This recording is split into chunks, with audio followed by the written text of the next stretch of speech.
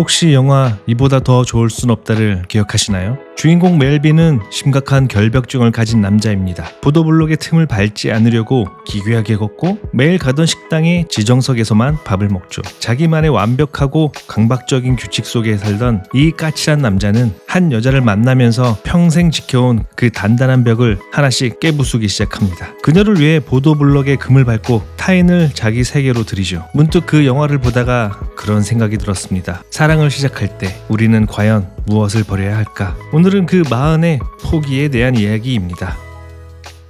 나이 40을 넘어가며 혼자만의 삶을 상수로 영위하기 위해서 우리는 저마다의 버팀목을 만듭니다. 외로움에 흔들리지 않으려고 삶의 반경을 다양한 취미와 루틴으로 빽빽하게 채워놓죠. 어떤 이들에게는 운동이나 러닝, 또 다른 이에게는 반려동물, 와인, 책이나 음악. 저 역시 마찬가지였습니다. 퇴근 후의 주행, 주말의 골프와 헬스, 내 취향에 맞춘 철저한 시간 배분까지 나만의 요새 속에서 하고 싶은 것들을 마음껏 누리며 살아왔습니다.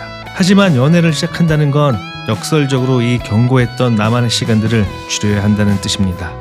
주말의 온전한 휴식, 내 취향으로 가득했던 하루의 절반을 덜어내야 하죠. 자기가 하고 싶은 걸 다 하면서 연애까지 하겠다는 건 마흔의 현실에서는 불가능에 가깝습니다. 종일 집에서 피규어를 조립하는 게 취미인 사람은 집 밖에 나갈 일조차 없습니다. 새로운 인연을 만날 확률은 제로에 가깝죠. 결국 연애를 못하는 게 아니라 내 취향의 요새를 포기하지 못해 연애를 안 하는 상태가 되는 셈입니다.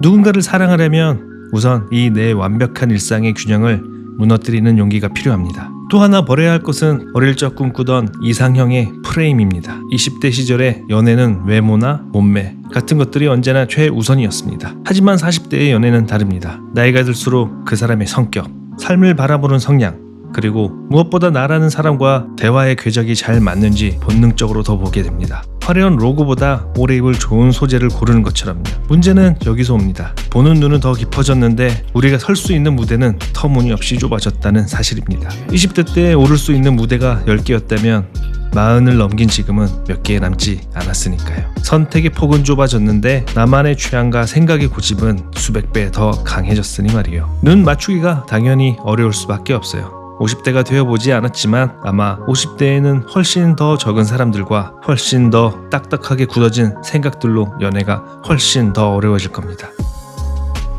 그래서 어쩌면 이 40대라는 시절이 내 세계를 허물고 타인을 받아들일 수 있는 마지막 기회일지도 모른다는 조급함이 밀려오기도 합니다.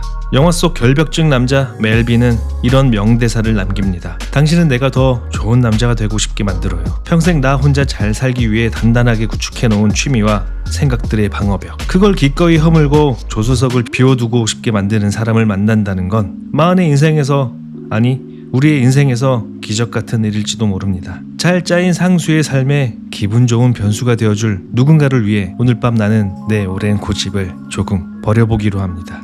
오늘 밤도 자기만의 완벽한 요새 안에서 외롭게 문을 걸어 잠그고 있을 전국의 동지들, 기분 좋은 변수를 위해 이제 그 문을 조금 열어두셔도 좋습니다.